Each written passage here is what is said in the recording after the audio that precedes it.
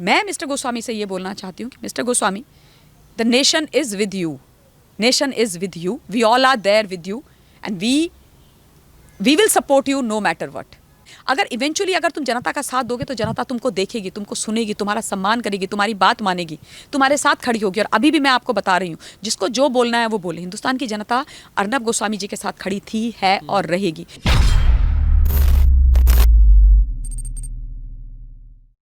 ममता जी, जिस तरीके से अर्नब गोस्वामी लगातार अपनी आवाज़ बुलंद कर रहे थे, चाहे पालघर के मामले पे, सुशांत के मामले पे, और अब हाथरस पे इतना बड़ा खुलासा करते हैं, और इनके पीछे मतलब पालघर में आप देखिए उनके साथ जिस तरीके से बर्ताव हुआ, उनके साथ पूछताछ होती है, और अब कहा जा रहा है कि वो टीआरपी का गंदा खेल खेल रहे हैं। परमजीत सिंह सामने आते हैं, मुंबई पुलिस कमिश्नर, और उनके ऊपर इल्ज़ाम लगाया जाता है कि आर भारत के अकाउंट सीज कर लिए जाएंगे, उनके खिलाफ कार्रवाई होगी, और अर्नब गोस्वामी पूरी तरीके से कर दिया जाता है कि ये जो करा जा रहा था सारा का सारा टीआरपी का खेल खेला जा रहा था।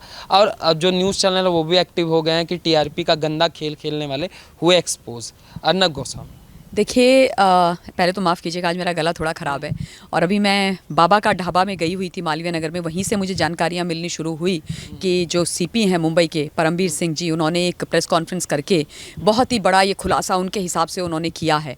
और उन्होंने ये एक बार फिर से बता दिया है कि जो सच्चाई की बात करेगा, जो सच बोलेगा, उसका दमन किया जाएगा। अभी तक कोई किसी भी प्रकार की कोई चीज़ आपके सामने आई नहीं है। टीआरपी का जो टीआरपी की जो कैलकुलेशन होती है वो एक बहुत ही कॉम्प्लिकेटेड और कॉम्प्लेक्स प्रोसेस है।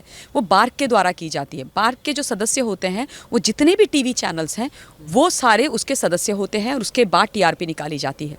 तो आप किस बेसिस पे, किस बिना पर कह रहे हो? तो मतलब आप ये बताने की कोशिश कर रहे हो कि हिंदुस्तान के जितने भी ये चैनल्स हैं वो अर्नब गोस्वामी को हेल्प कर रहे थे टीआरपी लाने में, क्योंकि वो सारे सदस्य हैं बार्क के और वो सारे लोग टीआरपी को देखते हैं, टीआरपी को मॉनिटर करते हैं। और इतना आसान नहीं है, प्रॉपरली मॉनिटरिंग होती है, क्योंकि नेक टू नेक कंपटीशन है, सारे कंपटीशन में लगे हुए हैं। आप देख रहे हो क्या हो रहा है। तो मैं ये कैसे ये बात मान लूँ कि उन्होंने कुछ मैनिपुलेशन करी है? अर्नब गोस्वामी जी की जहाँ तक बात है, आई ट्रस्ट हिम 1000%। वो एक ऐसे पत्रकार हैं जिनको मैं बहुत टाइम से फॉलो कर रही हूँ। मैं उनके साथ डिबेट करती हूँ, वो अलग चीज़ है, लेकिन मैं बहुत समय से उनको फॉलो कर रही हूँ और वो बहुत एक ऑनेस्ट जर्नलिस्ट हैं। और देखिए, उन्होंने, आपने बिल्कुल सही बोला, चाहे सुनंदा पुष्कर का केस हो, उसकी उन्होंने लड़ाई लड़ी। उसके बाद उन्होंने जब ये अपने पालघर का केस था, पालघर के केस में आप मुझे बताइए, क्या उनका कोई व्यक्तिगत उससे कोई सिद्धि होनी थी? क्या उनका कोई बेनिफिट था? वो क्या लड़ाई लड़ रहे थे? वो यही तो लड़ाई लड़ रहे थे कि पालघर में जो संत महाराजाओं की लिंचिंग हुई है उनको न्याय दिलाया जाए। तुम गलत अन्याय कर रहे हो। और अल्टीमेटली क्या हुआ? उन संत महाराजाओं को चोर साबित कर दिया गया वहाँ की सरकार और पुलिस के द्वारा, और बोला वो बच्चा चोर हैं और इसलिए वो मारे गए। तो मतलब जो दिखा रहे थे अर्नब गोस्वामी, वही अल्टीमेटली उनकी जो सीआईडी की जो रिपोर्ट थी उसमें भरा गया, जो ट्वीट किया गया था वहाँ के गृह मंत्री जी के द्वारा।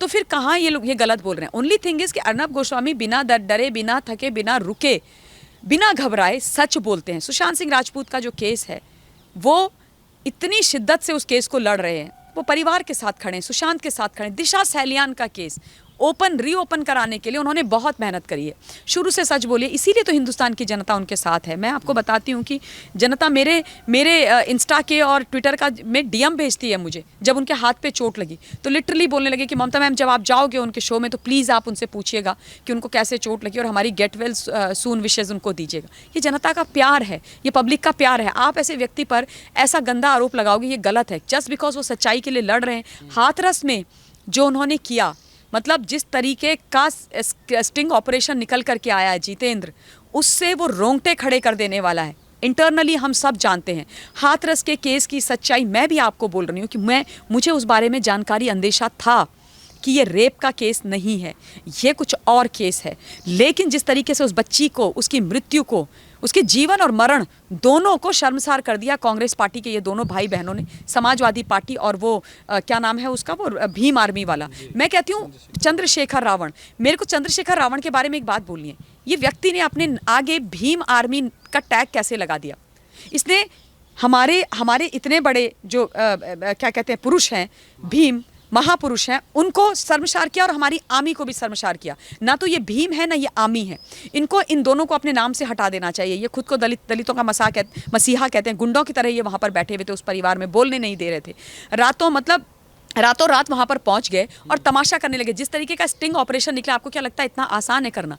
उनका राइट हैंड मैन है शोकराज, जिनका मैंने नाम रख दिया शोकराज। शोकराज नाम है, शोकराज कर दिया है, क्योंकि जब से वो स्टिंग बाहर निकला है, ये सारे सोनिया जी और सोनिया जी के जो साथी लोग हैं ना, जिनके साथ मिलकर इन्होंने सरकार बनाई है, वो सारे शोक संतप्त हो गए हैं, क्योंकि वो खुलेआम बोल रहे हैं 2 इधर के मरेंगे, 2 उधर के मरेंगे, गोलियां चलेगी, खून बहेगा, और उसके बाद जब गोलियां चलेंगी उसके बाद राहुल गांधी आएगा। वो एआईसीसी के सेक्रेटरी रहे हैं, वो उनके मंत्री रहे हैं, कोई छोटे मोटे नेता नहीं है, बहुत बड़ा दलित वाल्मीकि फेस है यूपी का शोकराज जीवन, वो ये बातें बोल रहे हैं। तो आप क्या सोच रहे हो कि ये सारी चीजें क्या अर्नब गोस्वामी ने प्लांट करी हैं? अर्नब गोस्वामी ने खुद से बोली है? नहीं ना, उन्होंने स्टिंग किया है, क्योंकि ऑप्शन नहीं रहता है। जिस तरीके से इन्होंने तमाशा हाथरस का किया, जिस तरीके से एकदम दिल्ली 2 को ये रेप्लिकेट करने वाले थे, ब्लूप्रिंट वही था, आर्किटेक्ट सेम है, वही लोग हैं जिन्होंने एंटी सीए के नाम पर दिल्ली जलाया, दोनों पक्षों के लोगों को मरवाया। मुझे कभी नहीं भूलता आज तक वो बच्चा दिलवर नेगी, मैं उत्तराखंड की हूँ जितेंद्र, उस बच्चा, छोटा सा बच्चा, उसके घर में कोई कमाने वाला नहीं है, वो अपनी माँ के लिए 2 पैसे कमाने आया था, एक छोटे से होटल में काम करता था, फंस गया था वो। इन्होंने उसको पकड़ा, उसके हाथ पैर काटे और उसके बाद उस बच्चे को जिंदा जलाया। आप सोचो, मैं इतना भावुक हो जाती हूँ जब मैं सोचती हूँ कि उस बच्चे का क्या कसूर था, क्या कसूर था उस बच्चे का? शर्म नहीं आती इन घटिया लोगों को, इतनी घटिया गंदी 2 पैसे की राजनीति करते हुए? कौन जिम्मेदार है उस बच्चे की मौत का? कौन जिम्मेदार है? ये सारे लोग, सोनिया गांधी जी जिन्होंने बोला था आर पार की लड़ाई होगी, ललकारा था ना उन्होंने, उनके जो नेता थे सारे के सारे, शशि थरूर, ये मणिशंकर अय्यर, ये सारे के सारे शाहीन बाग जाते थे, और वही जो मॉडल था इन्होंने वहां ले लिया।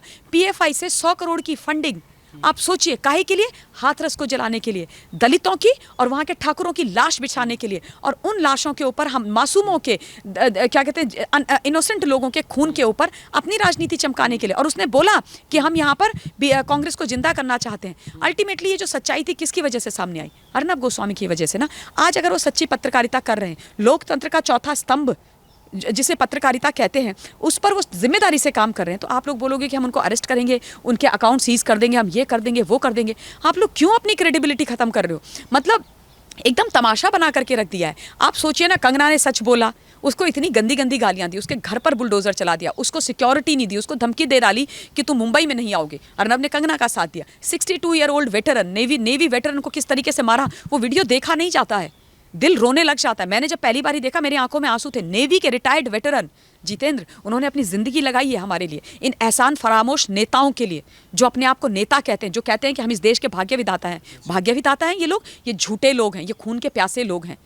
मगर मैम, इसको फ्रस्ट्रेशन ना कही जाए तो क्या कही जाए?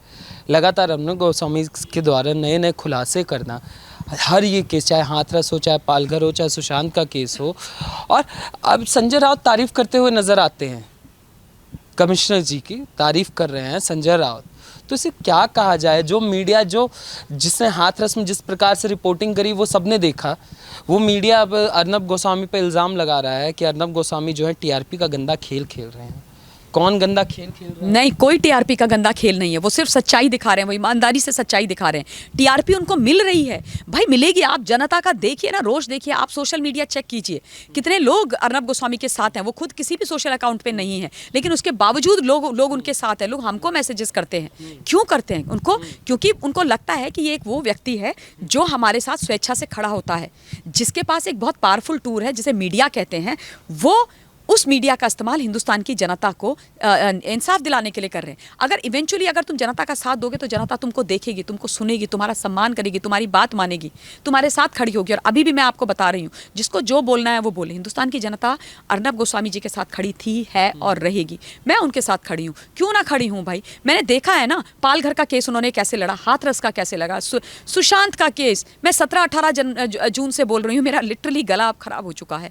और दिशा सैलियान के केस को रीओपन, नारकोटिक्स का केस, ये लोग तो चाहते ही नहीं है कि ये जो बड़े बड़े रसूखदार लोग हैं इनके नाम निकल के आए। संजय राउत जी की क्या बात करनी है? संजय राउत जी अपने आप को पॉलिटिशियन कहते हैं, और पॉलिटिशियन की शब्दावली आपने सुनी है कि वो हरामखोर बोले किसी को, वो हरामखोर बोलेंगे। वो जनता को क्या समझते हैं? इतना अहंकार, इतना दम्भ हो गया कि आपने एक लड़की जो नारकोटिक्स का गंदा, ड्रग्स का गंदा धंधा है, उसको उसके नाम बताना चाह रही थी एनसीबी को या आप लोगों को, तो आप उसके साथ खड़े होने के बजाय आपने बोला कि तुम मुंबई के अंदर घुसना मत।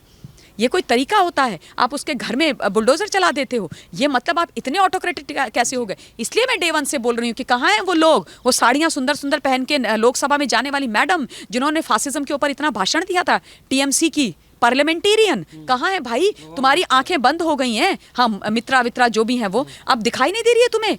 नहीं दिखाई देती है महाराष्ट्र की फासिस्ट सरकार? आपको राइट टू डिसेंट दिखाई दे रहा है? मैं बोल बोल के थक गई हूँ, कई बारी मुझे लगता है कि मैं अपने आप को इतना रिपीट करती हूँ, फिर भी इन लोगों को समझ में नहीं आता है। राइट टू डिसेंट मांगो तो ये हालत होती है। आज अर्नब गोस्वामी के खिलाफ के पीछे क्यों पड़े? क्योंकि Arnab Goswami doesn't agree with them. जो उनका थॉट प्रोसेस है, जो उनका पॉइंट ऑफ व्यू है, जो उनका गलत करने का तरीका है, उसके साथ अर्नब गोस्वामी अग्री नहीं करते हैं। He is not in agreement. इसलिए आप अब वो अपना राइट टू डिसेंट मांग रहे हैं, वो अपने विचारों की अभिव्यक्ति की स्वतंत्रता का इस्तेमाल कर रहे हैं, वो पत्रकारिता में सही पत्रकारिता दिखा रहे हैं, तो आप इस तरीके से करोगे? ये कौन सी बात होती है? सुशांत सिंह राजपूत के लिए हम न्याय मांगते मांगते थक गए, आप बोलोगे फेक अकाउंट्स हैं, ये है वो है। आप लोग हाथरस के बारे में क्यों नहीं बोलते हो भाई? क्यों नहीं बोलते हो? मैं उन लोगों से भी बोलना चाहती हूँ, चैनल्स, कुछ यूट्यूबर्स भी हैं जो आजकल बिग बॉस को सपोर्ट कर रहे हैं। मतलब आप सोचिए, आप उन लोगों के बारे में क्यों नहीं बोलते जो गलत बोल रहे हैं? आप दिखाइए ना, सच दिखाइए ना। हाथरस में क्या हुआ? इतनी बड़ी planning and plotting, 100 crore PFI का पैसा, और मरवाने की, लोगों को मरवाने की, दंगे करवाने की, हिंदुस्तान में लोग मरवा के इंटरनेशनली बदनाम करके अपनी राजनीति चमकाने की, ये तुम कोशिश कर रहे हो। अरे कैसी बातें कर रहे हो भाई? कैसे हम तुम्हारा, मतलब हम सोच भी नहीं सकते कि हम तुम्हारे साथ खड़े हो जाएं। सवाल ही पैदा नहीं होता। और मैं मिस्टर गोस्वामी से ये बोलना चाहती हूँ कि mister Goswami, the nation is with you, nation is with you, we all are there with you, and we will support you no matter what.